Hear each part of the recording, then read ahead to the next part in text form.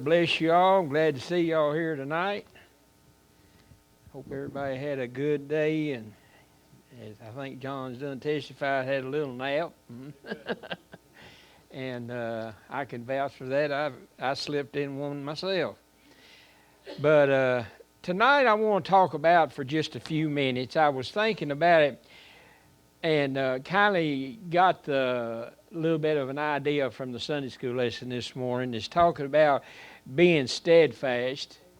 And what I was really thinking about is it was commented several times this morning that we're going to go through trials. Yes. We're going to go through temptations, and we're going to go through things that we just don't know if we're going to make through it or not. But what I want to talk a little bit different about, but I mean we're still going to be talking about going through the troubles and trials of life. Turn your Bibles to Matthew chapter 26. And most of the preachers, they'll get up and this is where they had God or Jesus had his Last Supper and so on and so forth. But I want to go down to verse 31 of this, or 36. Well, I'll reference 31, but go down to verse 36, and I want you to understand and know that you're not alone. Now, the story goes here. I want to go. See, my text is verse 41. He said, "Watch and pray that ye enter not into temptation. The spirit indeed is willing, but the flesh is weak." And I want to talk a little bit tonight, church, about the flesh. I want you to recognize the fact that even though that you're saved, you was born in the flesh. You understand what I'm talking about? And when you're saved, you're supposed to crucify that flesh. You're supposed to be at a place to where that you could absolutely defeat the devil if he comes at you with something. But a lot of people's not doing that. A lot of people's not. They're trying the little thing. Now, when we talk about flesh, I like to say we have battles. We have things going on.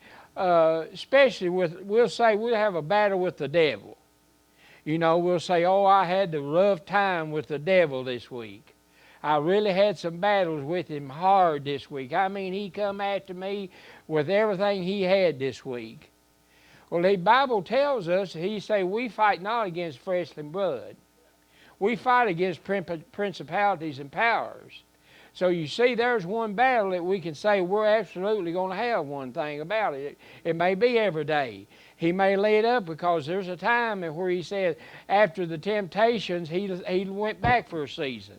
But I absolutely think he will come back at you and what he would. And we also have battles with the world. We have battles with the world. We don't know this world system we have in progress right now. We don't know what's going to happen. We really and truly don't know what's going to happen. But we realizing and know that the government is fixing to have some things going on against us. Amen. And it is going to be a battle for us. And I mean, they're always passing a law. You'd be surprised if you don't. I don't keep up with all that much, but every once in a while I'll have the news on or have the radio on, and they'll hit me with something that the government has passed.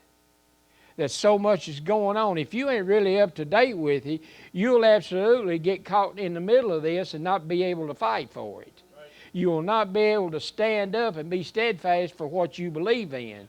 Now, we had the lesson here long back about if you have to pay taxes or if you have to have a governor or a president or whatever that's against you, you know, against what you believe in, you know, you still got to pay your taxes. You still got to do this, but as long as it don't interfere with your spiritual life, with your relationship with Jesus Christ. But I'm so afraid that these things that's absolutely coming up today, church, is slipping in on some of these people. They're slipping up on some of these, and when they do, and when they finally wake up and it's too late to do anything about it, then they're going to be hurting. They're going to be hurting. And all that's because of the flesh, Dad. That's all because, now you was born like this. It's hard to go against the way you was born. That's the reason they train people. That's the reason they train horses. That's the reason they train dogs. Their nature, a horse, their nature is to run and to be free. But sometimes we let our flesh override us sometimes.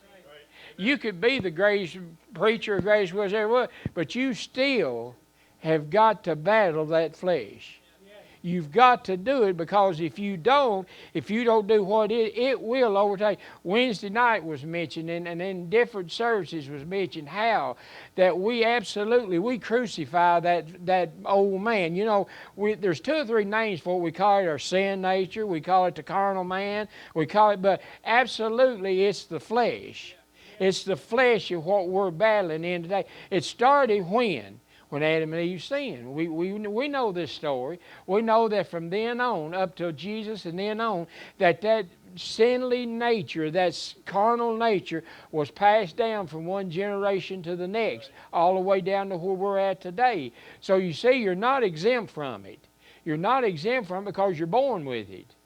It's just this thing about it. So I want you to understand. I hope you get why I feel this, because the flesh is something that we really don't talk about a whole lot. We don't really talk about the battle, and the way you were born and the way you're fixed and the way you do it. Because if you train that horse not to run, he wants to run. If you ever fool with gaited horses, if you ever fool with Tennessee walking horses, if you ever did, the first thing is you start at them young and you try to break them from running. And that's what we've got to do today. But every once in a while, even sometimes the best horse, I've seen some of the best horses, the 5-gated, they'll stick to a canter or they'll stick to a different gate all the way up. But every once in a while, Sam, they'll want to break it. They'll want to break that gate. And that's what we need to understand. Why? Because it's their nature. It's their flesh. It's what they're doing. And that's what we got to understand and know tonight, church. You've got this in you. You have got this in you, and you've got to be aware of it, so it won't slip up on you before it's too late, before you get caught. But you understand, he says, we fight not against flesh and blood. We fight against, he says, love not the world, neither the things that are in the world. Because any man love the things of the world, the love of the Father is in you. And it goes down to the next, and he talks about the pride of the flesh, the lust of the flesh, the lust of the eye, and pride of life. In verse 16 there, he says, that's not of the Father, but that's of the world. So you battle these things every day. I hope you're seeing what I'm doing, because I want you to understand and know that we have to keep this flesh under control. If we don't, we will absolutely fall praise to it. We will understand and know. I keep thinking, well, do they really want to? But listen, let me tell you something. To really know how you are with the flesh, any little thing that you go, anything you do is of the flesh if it ain't of God. Amen. I don't care what you do. If you connive, if you try to steal, if you try to do anything that is not of God, that's the flesh. That's that carnal nature, that's that carnal man, that sin nature that's in you. Now, we make these mistakes. Sometimes things happen, but God says, I'll take care of it. Ask me for forgiveness, and he said, I'll take care of it. What does he say? He's the God of new beginnings. But to understand and know, the warning I'm really trying to get is the fact is that we have this, and sometimes we forget what's going on. We forget, and it's easy to take over if you ain't got to do it. I want you to notice one thing. This is one thing that will absolutely, I thought to myself, I hope if they don't get nothing else, they'll get this. You are not bulletproof. You are not bulletproof. You are vulnerable in everything that you do. I don't care how much you got. Have any of you ever seen the big preachers thought, well, they couldn't sin.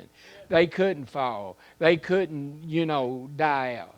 But you've seen it happen. So I want you to know, you might come to church, you might preach, you might teach, you might do these things, but you're still vulnerable. Amen. And when he sees that, Paul said, or Proverbs said, pride comes before a fall. So if you got in your mind, well, the devil can't get, stick your chest out, the devil can't get me. I've got it. The devil can't, this flesh can't take me over. You're walking on dangerous ground. You've got the wrong attitude, because he says you can fall. That's the rest of that thing. Pride cometh before a fall. And that's what we've got to do. We've got to keep this in mind. I've read this all week, and I thought to myself, this is something that has got to be brought to the forefront. Knowing of what flesh is and what it is to do. Second, you might have all this, and Dad was kind of talking about it Wednesday night too in the message, in the teaching. He knows what your little faults is. He knows what your little problems is. I read a little thing about it this week. It's talking about, do you know what an Achilles heel is? You know of anybody that's got an Achilles heel? That's one that no matter what happens, there's always something goes wrong. You can have everything stacked just right, brother. You can have everything stacked just right, and something will happen to mess that up. That's the way we start thinking in our lives today. Oh, I've got all the salvation I need. I've got everything I need. I can't be touched. I'll tell you, I read there's a story about Achilles that really, where it comes from the Achilles heel. The myth says, or the story says, that his mama, when he was born and getting ready to take over and battle, his mama took him by the heel and dipped him into a river. They called it the Styx River. Dipped him all in there except his heel. Everything was covered. Everything was all but his heel. Guess how he died? They shot him in the heel. They couldn't get him no other way, but they shot him in the heel, and he bled to death. So he said, it don't matter what you got stacked up. There's always some way that you could do it. So don't get it in your mind that the devil can't get you. The devil can't touch you, because he can. He will. He knows your weakness. He knows where he can go in at. He knows what can happen. He knows what's covered. When I thought about that, I thought to myself, we can have part of our lives covered up. But if we leave any part uncovered, that's where he can go in at.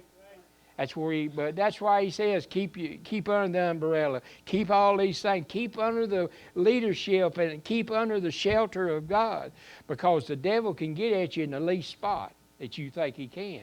And that's what we've got to do. We've got to make sure that, but he also says, pay attention to what's going on.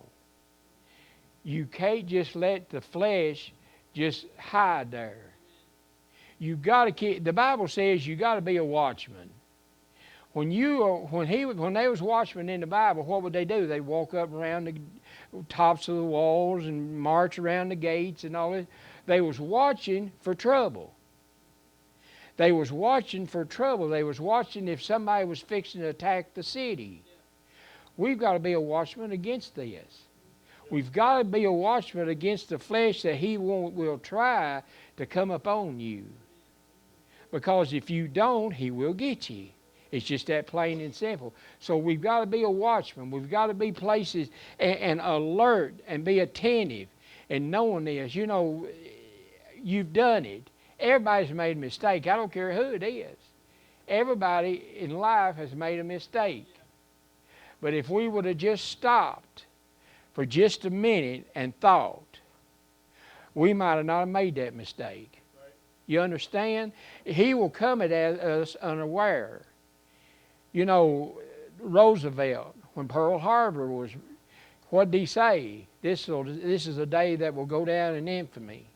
In other words, they slipped up on us. They slipped up on us. They done that, and us not being aware of what's going on. Can you see the flesh doing that with us today? If we're not really and truly aware of what's going on. He said Wednesday night, he said, if it just one little finger of this comes up, you better shut it down real quick. You better shut it down. And if you see, church, if you see that one little spot of the flesh starting to rise, now the flesh is what you done before you got saved. That's what the characteristic, it started with Adam. The first thing you know, why flesh is me. That's me. I'm not loving nobody else. It's me. And then he talks about it's a rebellion. All these things you was doing before you got saved. See what I'm talking about? But you see, when you got saved, you broke that. You changed that. You said, I'm being baptized, I'm buried with the old man and bringing up with the newness of life. But you see that flesh, this is what I really truly believe. Sometimes people get to thinking, when you got saved, the flesh left. But it didn't leave. It's just dormant. It's just, we try to keep it down as much as we can, and it can rise back up. Right. See? That's what it is. It can rise back up, but people don't believe that. People don't see that. And when that happens, then you will get caught. And that's what we're warning people to do tonight. Keep a closer look for your flesh. Amen. And when you do, and you see that is absolutely coming down, that it's absolutely raising that, it might not start all at once, but if you start letting it just move, it don't have to really get up going, but if you see that thing really start moving, maybe you'll see something. Well, I used to do that. I used to do that. Used to have fun at it. That's when you need to pray.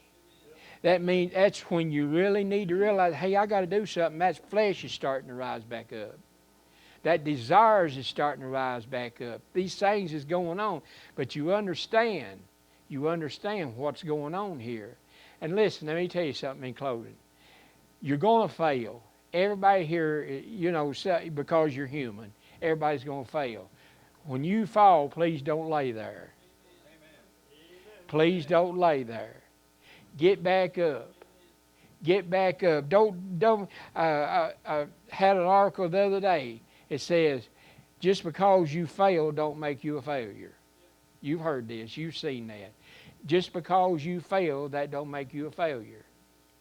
I like what's going on. And when you get back up, I'll tell you what, it can be a whole lot better. I read the little story about when Thomas Edison, he absolutely, him and his wife and his son was standing there one night, and some of you already might know it. Standing there one night, and his factory was burning down. Everything he had was burning down. He looked over to his family and he said, "Ain't that wonderful? Ain't that wonderful?" They asked him, said, "Are you crazy? Are you delirious? Why is this wonderful that your factory's burning down?" Well, he said, "Tomorrow I get to start brand new." Yep. See, all my mistakes is being burned up there in the factory. Tomorrow I get to start brand new. All my mistakes is taken care of. See? And that's what we need to understand and know. You make mistakes, God will take care of them. And then the story goes on saying, in just a few months, in 2 weeks, his factory started back. And then just in a few months later, he invented the phonograph.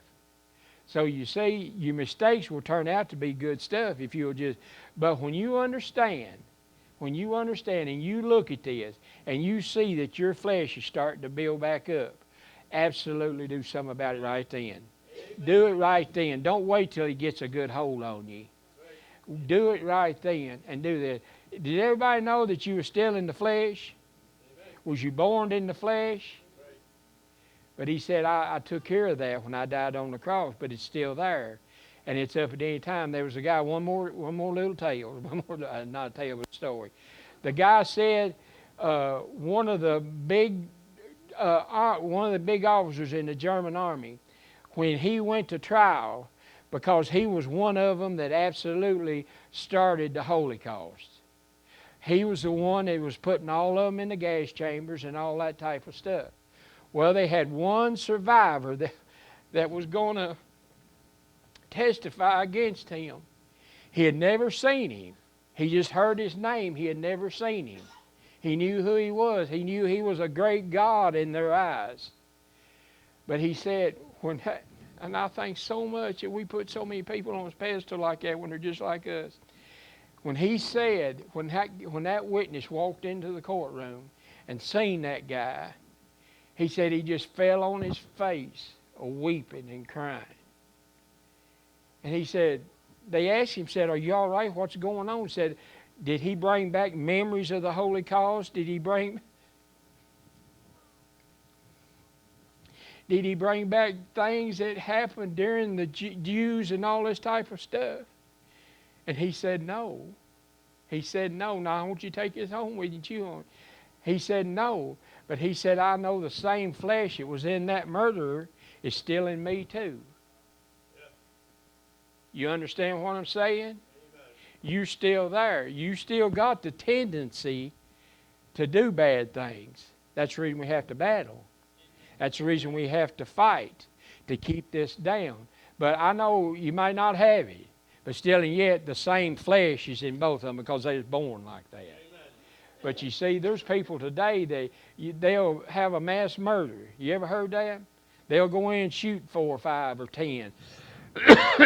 And the neighbors, they'll say, "I didn't know he had that in him. He was always good. It's that flesh. It's that flesh that's doing that." And I agree. I don't know. Maybe some of you don't. But these people goes in and shoots people, And I thought about this. I heard this the other day. These people goes in and say, "Why did you shoot these people?" Well, the first thing they want to say is a little voice has told them. That's little demons. We call it little demons. It's talking to them. But that's still that tendency in the flesh. You understand? This is the tendency that we have. I don't think there's one of us in this room that would go out and commit murder. If it's just one person would commit murder. But you still have that tendency, Jerry. You absolutely still have that tendency, because if you've not got the flesh conquered, the flesh could take over through anger and murder somebody. You could absolutely do that. So we understand that this is a battle that we're going through.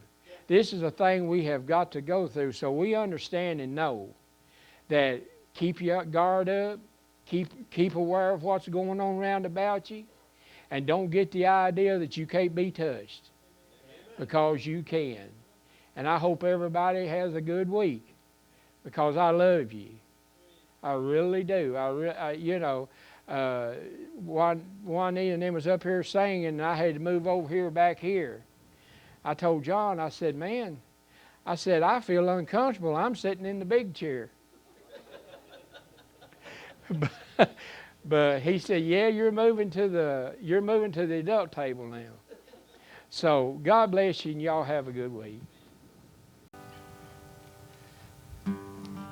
How sweet and happy seems the days that winter bring. I've got to get my glasses. Go ahead. Then, and with the rapture sweet, my weary heart would beat. If I could hear my mother pray again. If I could hear my mother pray again. If I could only hear her tender voice as then. So happy I would be, 'twould mean so much to me. If I could hear my mother pray again.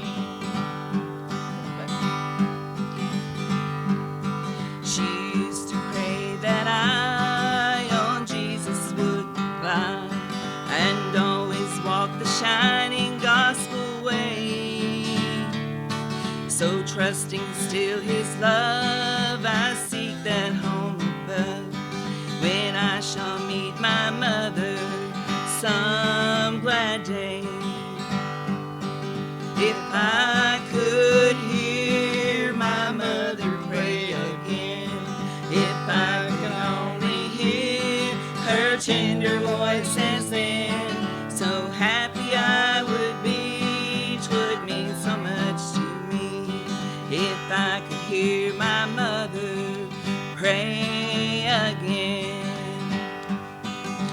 Then the old home place, her patient smiling face was always spreading comfort, hope, and cheer. And when she used to sing her to her eternal King, it was the song the angels loved to hear. If I could hear my mother pray again, if I could hear her tender voices then, so glad I'd be, 'twould mean so much to me. If I could hear my mother pray again. Her work on earth is done, a life crown has been won, and she will be at rest with him above. And some glad morning she, I know, will welcome me home. Her kissing forever. Everybody.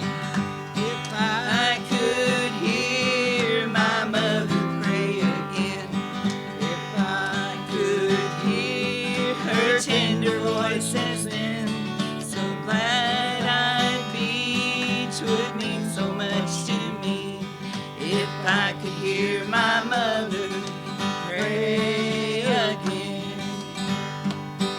if I could hear my mother pray again, if I could hear her tender voices then,